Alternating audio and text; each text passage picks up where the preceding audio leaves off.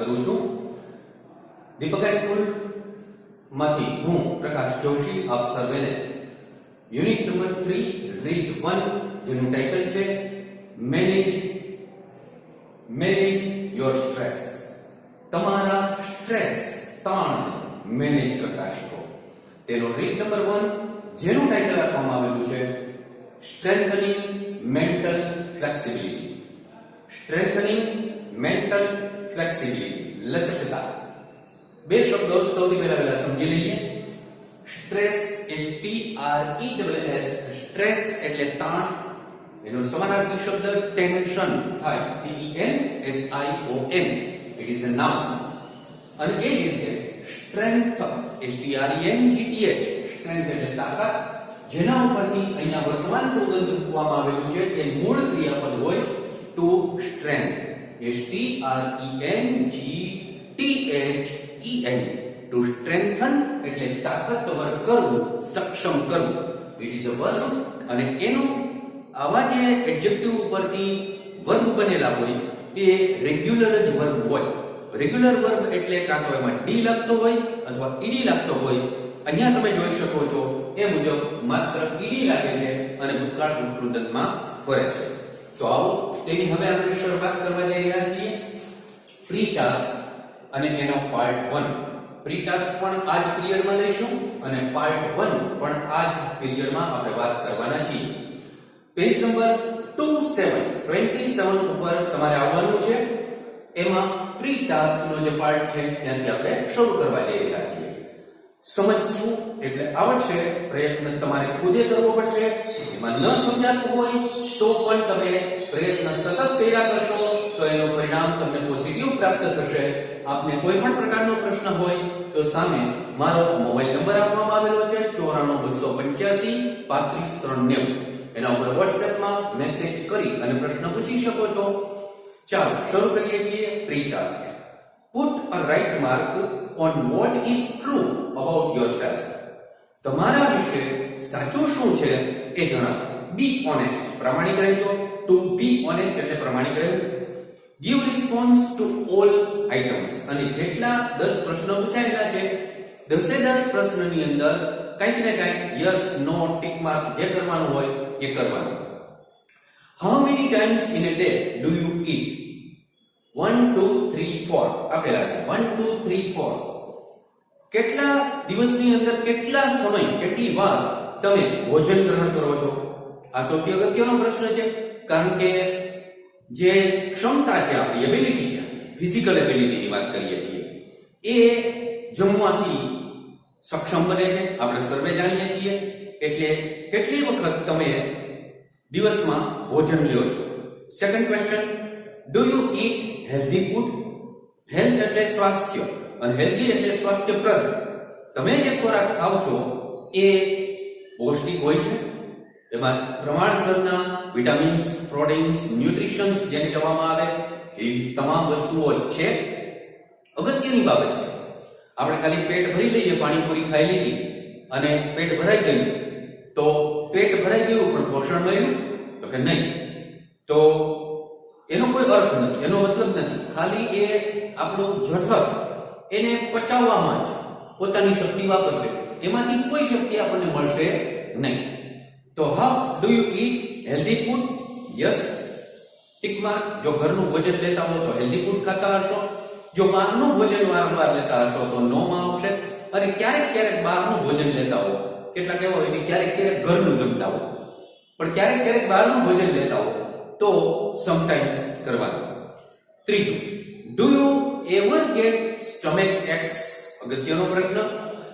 ક્યારે પેટ દુખે છે, પેટમાં દુખાવો થાય છે? વારંવાર થતું હોય તો ઓફન, ક્યારેક થતું હોય તો સમટાઈમ, ભાગ્યે જે થતો હોય તો રેરલી, અને જો ક્યારેય ન થતો હોય તો નેવર. ઘરનો ખોરાક ખાતા હોય તો સામાન્ય રીતે નેવર તમે લખી શકો. ચોથો પ્રશ્ન પણ એવો જ સરસ છે. Do you ever feel nervous? શું તમે ક્યારે હતાશા, નિરાશાની ગર્તામાં ધકેલાઈ જાઓ છો? હા, જો એવું વારંવાર થતું હોય તો ઓફન કરવાનું. ક્યારેક ક્યારેક જો એવી ઘટના બનતી હોય તો સમટાઈમ્સ કરવાનું. જો ભાગ્યે જ એવું ક્યારેક બનતું હોય તો રેરલી, અને જો ક્યારેય એવું ન થતું હોય તો નેવર કરવાનું. How many hours at night do you sleep? એમાં 4 થી શરૂ કરીને 9 પ્લસ સુધીની આંકડાની માયાજાળ આપેલી છે. 4, 5, 6, 7, 8, 9. 9 પછી પ્લસ કર્યું પાછું 9 પ્લસ એટલે 9 કલાક કરતા પણ વધારે. જેટલા કલાક તમે આરામ કરતા હો, અમુક સમય આરામ કરવો એ અત્યંત આવશ્યક હોય છે. જો તમે આરામ જ નહીં કરો તો તમે અચૂકપણે માંદા પડશો. બહુ વધારે પડતો આરામ કરશો તો લેઝીનેસ આવશે, અને જો ઓછો આરામ કરશો તો શરીર માંદગીથી ઘેરાઈ જશે. એટલે પ્રમાણસરનો તમારે આરામ કરવાનો છે. How many hours a day do you study? એક દિવસમાં કેટલા કલાક તમે ઊંઘ લ્યો છો, અભ્યાસ કરો છો? બીજો પ્રશ્ન અભ્યાસને લગતો પૂછ્યો. છઠ્ઠો, લેસ ધેન 1. 1 કલાક કરતા પણ ઓછા કલાક અભ્યાસ કરીએ છીએ. 1 થી 2 કલાક કરીએ છીએ, 2 થી 3 કલાક કરીએ છીએ, 3 થી 4 કલાક અભ્યાસ કરીએ છીએ કે 4 કરતા વધારે. જેમાં તમારે સ્કૂલ અવર્સને એક તરફ મૂકી દેવાના. એ સિવાયના ઘરે અભ્યાસ જે કરવાનો છે એની વાત કરે છે. 7મો પ્રશ્ન છે, are you experiencing any academic pressure? શું તમારા ઉપર કોઈ પણ પ્રકારનું શિક્ષણનું દબાણ હોય છે? એટલે કે તમે જે આટલા ટકા તો લઈ આવવા છો એવું માનસિક ટાર્ગેટ રાખ્યો છે, તમારા માતા પિતા તરફથી એવું કોઈ પ્રેશર છે, આટલા દિવસમાં આટલો અભ્યાસક્રમ પૂરો જ કરી દેવું એવું કઈ છે? તો તમારે are you experiencing any academic pressure? Are you worried about your studies? બહુ અગત્યનો પ્રશ્ન છે. કેટલાક બહુ ચિંતા વાળા જીવ હોય. 2%, 5% ઓછા આવે, કદાચ 2 માર્ક્સ 5 માર્ક ઓછા આવે, જિંદગી હારી જવાતી નથી. સમજી લેજો. જીવનની અંદર જેટલા લોકો ઉચ્ચતમ કક્ષાએ પહોંચેલા તમે જોતા હશો, શિખરો સર કર્યા હોય, સફળતાના ઉચ્ચતમ શિખરો, એવા લોકોએ એ જિંદગીની ઊંડી ગર્તામાંથી બહાર નીકળેલા હોય છે. આ બધા કેવા હોય છે ખબર છે? ફિનિક્સ પંખી જેવા હોય છે. અમિતાભ બચ્ચન એનું શ્રેષ્ઠ ઉદાહરણ છે. જિંદગીમાં અનેક નબળાઈઓ, અનેક મુશ્કેલીઓ, જાતના અને ભાતભાતના રોગથી પીડાતું શરીર, અને છતાંય પણ એનું જે ટેમ્પરામેન્ટ છે એ દરેક માણસને ઉત્સાહ કરે, એન્કરેજ કરે એવું છે. તો તમે આવા કોઈ એકેડેમિક પ્રેશરથી પીડાઈ રહ્યા છો? 8મો પ્રશ્ન, are you feeling any pressure from parents, family or work? તમે જે કામ કરો છો, તમારું કુટુંબ છે અથવા તો તમે જે અભ્યાસ કરી રહ્યા છો એમાં તમારા માતા પિતા એ તમને કોઈ એવું પ્રેશર કર્યા કરે છે? તમને વારંવાર એમ કીધા કરે છે કે તમારે આટલા ટકા લઈ આવવા, આટલું જ માર્ક્સ આવવા જ જોઈએ, આવું કોઈ પ્રેશર છે? જો વધારે પડતું હોય તો યસ, અ લોટ, નથી તો નો, નોટ મચ, અને સમ જો થોડું હોય તો. 9મો પ્રશ્ન, do you ever get headache? માથું દુખે ક્યારે? એ પ્રશ્ન પૂછે છે. જો આવું ક્યારેક થતું હોય, સતત પ્રેશર હોય, માનસિક વિચારોનું એક ધારો આપણા ઉપર આક્રમણ થતું હોય, એવા સમયે ક્યારેક આપણને આવું થવા માંડે તો ઓફન, વારંવાર થાય છે, સમટાઈમ્સ ક્યારેક થાય છે, રેરલી ભાગ્યે થાય છે કે ક્યારેય નથી થતું. અમુક બેદરકાર અભ્યાસ કરવા ખાતર કરતા હોય એને ક્યારેય ન પ્રેશર આવે અને એને કોઈ પણ પ્રકારની ચિંતા જ ન હોય, તો એવા પણ કેટલાક વિદ્યાર્થીઓ હશે અને એની સામે બીજા એક્સટેન્ટ ઉપર એવા હશે કે જે અત્યંત ચિંતાતુર હશે. નાની બાબતમાં સ્ટ્રેસમાં આવી જાય. એક નાનકડો સ્પેલિંગ ન આવડે, એક દાખલો ન આવડે, એક વ્યાખ્યા પાકી ન થાય તો પણ ટેન્શનમાં આવી જાય. તો આ બંને વસ્તુ ખરાબ છે. અને 10મો અને અંતિમ પ્રશ્ન આપણને પ્રી ટાસ્કમાં પૂછે છે કે do you play any sports or do any exercise? બહુ અગત્યની વાત. મેન્ટલી અને ફિઝિકલી ફિટ રહેવા માટે ફિઝિકલી ફિટ રહેવું આવશ્યક છે. કારણ કે ગુજરાતીમાં એક સરસ મજાની કહેવત છે કે સ્વસ્થ શરીરમાં જ સ્વસ્થ મનનો વાસ હોય છે. ફિઝિકલી ફિટ તો મેન્ટલી ખુશખુશાલ. જો તમે ફિઝિકલી ફિટ જ નથી, માંદગી છે, શરદી થઈ છે, તાવ આવે છે, માથું દુખે છે, પેટમાં દુખે છે, શરીરની અંદર કઈક રોગ છે, અને પછી તમને કોઈ એમ કે હવે ભણવા બેસો, તો કેવી રીતના શક્ય છે? આ કોઈ દિવસ તમારો જીવ, તમારું મન એ તમારા દુખાવા તરફ જ કેન્દ્રિત થઈ જશે. અને એટલા માટે એમાંથી બહાર નીકળવા માટે આપણને ફિઝિકલી ફિટ રહેવાની વાત કરે છે. તો એક્સરસાઇઝ કરીએ, યોગા કરીએ, પ્રાણાયામ કરીએ, જેના દ્વારા શરીર કેવું જાડું છે, કેવું પાતળું છે એની કોઈ નિસ્બત નથી, પણ જેવું છે એવું સ્વસ્થ હોવું જોઈએ. કારણ કે શરીરનો વાંક, શરીરની હાઈટ, શરીરની જાડાઈ એ બધું કુદરતે આપેલી વસ્તુ છે, આપણને જીન્સમાં મળે છે આપણા માતા પિતા તરફથી. એમાં આપણે બહુ જાજો ચેન્જ ફેરફાર કરી શકતા નથી. And that's why it is necessary two be honest to our body. આપણા શરીર તરફ આપણે પ્રામાણિક રહેવું એ બહુ જ આવશ્યક છે. તમે જેવા છો એવા બેસ્ટ છો. તો એમ વિચારી અને હવે પછી આપણે આ strengthening mental flexibility unit second read 1 ની શરૂઆત આપણે કરવા જઈ રહ્યા છીએ. જો શું કહે છે પેજ નંબર 27, તેનો લેફ્ટ સાઈડનો જે પાર્ટ છે, ડાબી બાજુનો ભાગ, ત્યાંથી આપણે શરૂ કરીએ છીએ. ટાઇટલ આપેલું છે સ્ટ્રેન્થનિંગ મેન્ટલ ફ્લેક્સિબિલિટી. તમારી માનસિક લચકતા. ફ્લેક્સિબિલિટી નો અર્થ થાય, બહુ સરસ શબ્દ છે ફ્લેક્સિબિલિટી, લચકવાળા હોવા જોઈએ. પરિસ્થિતિની સાથે આપણી અંદર બદલાવ આવવો જોઈએ. જડ નહીં રહેવાનું.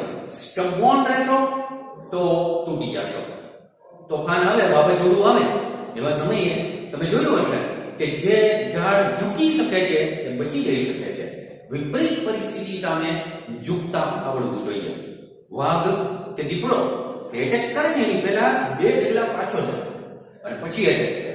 આપણા જીવનની અંદર કદાચ હતાશા આવે, નિરાશા આવે, પાછા પડવાનો સમય પણ આવે, તો આપણે જ આપણું પોતાનું પીઠબળ બનવા જોઈએ, જેને સેલ્ફ એમ્પાવરમેન્ટ કહેવામાં આવે. તમે તમારી જાતને એમ્પાવર કરો. બહારના કોઈ લોકો તમને એન્કરેજ કરે અને બહારના તમે કોઈ વિડીયોઝ જોયા કરો અને બહારના લોકો આવીને તમને પ્રોત્સાહિત કર્યા કરે અને સારા સારા શબ્દો અને ઊંચા ઊંચા વાક્યો દ્વારા એન્કરેજ કરે અને એની અસર તમને 5 મિનિટ 10 મિનિટ રહે. આનાથી જિંદગી નો આવે. આપણે સેલ્ફ એન્કરેજ થયા કરવાનું, પોતાની જાતને એન્કરેજ કરવાની, હજુ વધુ બહેતર. જો આ વસ્તુ આપણે કરી શકીએ તો જ આપણે સફળ થઈ શકીએ, ત્યાં સુધી ન થઈ શકીએ. તો ચાલો શરૂઆત કરીએ છીએ સ્ટ્રેન્થનિંગ મેન્ટલ ફ્લેક્સિબિલિટી. જો mind, emotions and body are closely interlinked and always work together.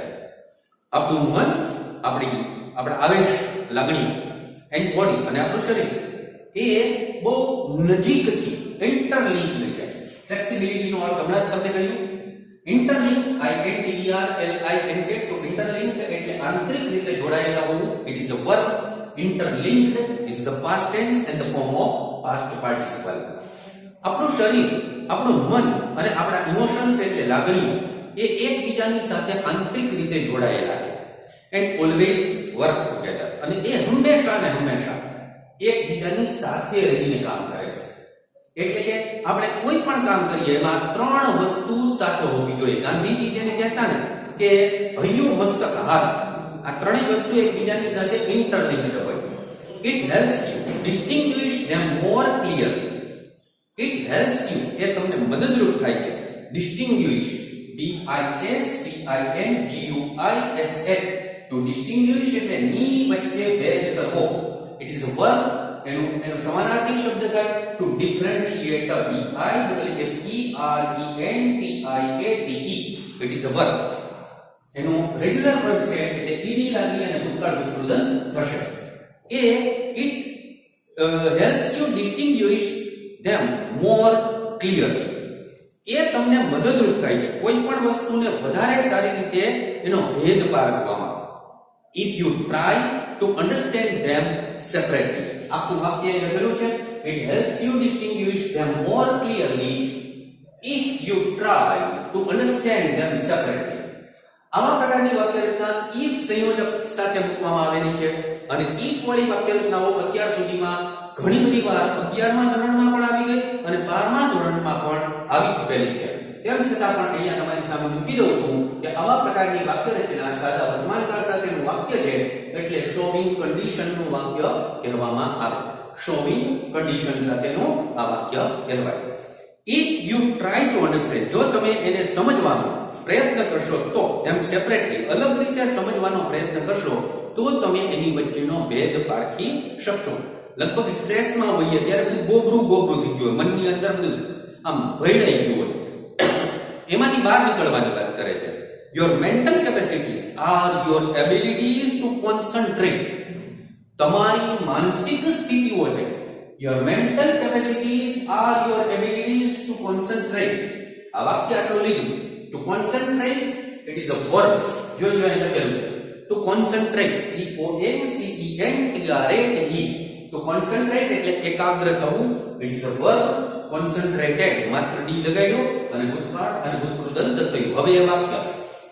Your mental capacities are your abilities to concentrate. એ વાક્યમાં QT લખેલું છે. QT નો અર્થ થાય question tag. એ વાક્યમાં આપણે question tag મૂકી દીધા છે. Your mental capacities are your abilities to concentrate. વાક્યમાં question tag મૂક્યું. મૂળ વાક્ય હકાર એટલે question tag નકાર આવે. aren't they question tag મૂકવાનો. aren't they question mark વાક્યના અંતે. આને મૂક્યું કે ભાઈ question tag અનુપ્રશ્ન ગુજરાતીમાં. તમારી your mental capacities are your abilities to concentrate. એકાગ્ર થવા માટે તમારી મેન્ટલ કેપેસિટીને રજૂ કરે છે. To take in new information. નવી નવી જે માહિતીઓ આપણી અંદર આવે છે એને આપણે સ્વીકારવાની હોય છે. Two remember old and new information. જૂની અને નવી તમામ પ્રકારની માહિતીઓ આપણે અંદર સમાવવાની છે. And to be in a position to think logically. બહુ અગત્યની વાત કરી. વિચાર તો બધા કરતા જ હોય. તમે ન વિચારવા માંગો તો વિચાર તો ઘૂસી જાય, પણ તમે તાર્કિક રીતે વિચારી શકો છો. બહુ અગત્યની વાત છે. કોઈ એક પરિસ્થિતિ ઉપર તર્કપૂર્ણ વિચાર તમે કરી શકો છો. જો હા, તો તમે એનો ઉકેલ ગોતી શકશો. અને જો ના, મેં તમને અગાઉ કીધું હોય કે મોટા ભાગે ભેળાઈ ગયું હોય, બધું મગજની અંદર એકદમ વચકોચ ખીચડી બની ગઈ હોય. એક વિચાર ઉપર બીજો અને બીજા ઉપર ત્રીજો ઓવરલેપિંગ થયા હોય વિચારોના, અને રસ્તો જડતો ન હોય. તો એવા સમયે તમે તર્કબદ્ધ રીતે વિચારી શકો છો. To be in a position information, capacity to your abilities to concentrate, to take in new information, to remember old and new information, and to be in a position to think logically. You need your mental capacity in order to study. You need your mental capacity in order to સાથેની વાક્ય રચના આપેલી છે to work. પછી આગળ આવ્યું છે પણ આપણે એની જરૂર નથી અત્યારે, એટલે એ લખ્યું નથી, કારણ કે આપણને અહીંયા in order to સાથેની વાક્ય રચનાનું મહત્વ છે. આવા પ્રકારની વાક્ય રચના એ ઉદ્દેશ્યને રજૂ કરે છે, પર્પઝને રજૂ કરે છે, અને એટલા માટે ફંક્શનની દ્રષ્ટિએ આ પ્રકારના વાક્યને કહેવાય શોવિંગ પર્પઝ. ઉદ્દેશ્યને રજૂ કરતું વાક્ય, showing purpose. You need your mental capacity in order to study. તમે ઈચ્છો છો, તમે જાણો છો કે જરૂરિયાત છે તમારા માટે. શેના માટે? In order to study, અભ્યાસ કરવા માટે. To work, કામ કરવા માટે. And to impose, IMPOSE, to impose એટલે લાદવું. ખાલી ડી લગાડો એટલે ભૂતકાળ ભૂતકૃદંત થઈ જાય. impose કરવાનું છે. કન્સ્ટ્રક્ટિવ, to construct એટલે બાંધવું, રચવું. and workable order on your life, અને જેમાં તમે સારી રીતે કામ કરી શકો. સુપેરે જે કામ કરો છો, અભ્યાસ કરો છો તો અભ્યાસ રૂપી કામ, ઘરનું કોઈ કામ કરો છો તો એ, ગામની અંદર કાંઈ ગયા છો તો એ કામ કરો છો તો એ કામ સુપેરે કરી શકો, સારી રીતે કરી શકો. એના માટે તમારી મેન્ટલ સ્ટ્રેન્થ અને ફ્લેક્સિબિલિટી આવશ્યક રીતે સારી હોવી જોઈએ. Your life and to make rational, RATIONAL, rational એટલે સમજ શક્તિ વાળું એડજેક્ટિવ કહેવાય.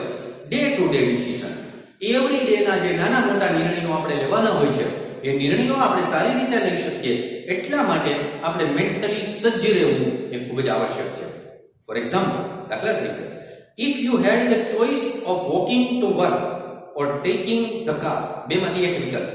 આઈધર ઓર સાથેની વાક્ય રચના હોત તો શોવિંગ ઓપ્શનનું વાક્ય હોય. આ પણ ઓપ્શનનું જ વાક્ય છે હકીકતે, પણ અત્યારે આપણે જે લખેલું કે આખું વાક્ય લખ્યું છે. ઇફ સાથે વાક્ય શરૂ થયું છે. If you had the choice of walking to work or taking the car, the fact that it was raining hard and you had a cold could lead you to the decision that it was better to take the car. આ if સાથેની ભૂતકાળની વાક્ય રચના મૂકવામાં આવેલી છે, બરાબર. એમાં પાછું would સાથેની વાક્ય રચના પછી આવેલી છે, had વાળી વાક્ય રચના, અને was મૂકવામાં આવી, એટલે ભૂતકાળનું જ વાક્ય થયું. હવે આવા પ્રકારના વાક્યને જેમ આગળનું જે વાક્ય આપણે જોયેલું હતું એ શોવિંગ કન્ડિશન હતું. કેમ? તો કે સાદો વર્તમાન કાળ હતો. હવે આ ભૂતકાળ છે, ઇફ સાથેનું જ વાક્ય છે તો કન્ડિશન ઇન પાસ્ટ કહેવાય. ભૂતકાળ છે એટલે પાસ્ટ, કન્ડિશન ઇન પાસ્ટ. ભૂતકાળની અંદર કન્ડિશન રજૂ કરવામાં આવેલી છે, શરત રજૂ કરવામાં આવેલી છે. અર્થ સમજો. If you had the choice of walking, તમારી પાસે પસંદગી છે કાં તો ચાલીને જાઓ ટુ વર્ક, તમે જે કામ કરો છો ત્યાં, ઓર ટેકિંગ ધ કાર, અથવા તો તમે કાર પણ ભાડે લઈ શકો છો. The fact that it was raining hard, હકીકત એ છે કે સખત વરસાદ વરસી રહ્યો છે અને and you had a cold, અને તમને શરદી થઈ છે. કુડ લીડ, કે જે તમને ત્યાં લઈ જઈ છે, તમારા ડિસિઝન તમારે બુદ્ધિપૂર્વક લેવાનું છે કે આમાં હું શું કરું તો વધારે યોગ્ય કહેવાય. You to the decision that it was better to take the car, તો તમારા માટે વધારે બહેતર એ છે કે તમે કાર લઈને નીકળો. નહીતર શું થાય, ઓલા વનેચંદ જેવું થાય. વનેચંદ એક ભાઈની ઘરે ગયા તો બરોબર વરસાદ વરસવા માંડ્યો, એટલે ઓલે કીધું કે આજે હવે તમે રોકાઈ જા, વરસાદ કઈ અટકેવું લાગતું નથી. એટલે એને કીધું કાંઈ વાંધો નહીં, ભાઈ રોકાઈ જાય. એટલે ઓલા ભાઈ પત્નીને કીધું ભાઈ હા વનેચંદભાઈ આવ્યા છે એટલે તું જરાક એને રસોઈ બનાવી દેજે, આપણે બધા સાથે જમી લેશું. આ બધું એને મદદરૂપ થવા રસોડામાં ગયા.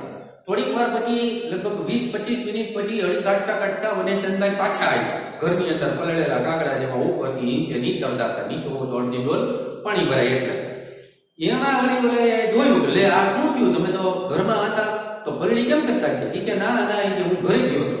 કે કામ એ કે કેવા કાંઈ બહુ વરસાદ છે ને એટલે હું ઘરે નહીં આવું. એટલે લોજિકલ ડિસિઝન તમને જો લેતા નથી આવડતું તો તેનું પરિણામ કેવું આવે? વિચિત્ર આવે.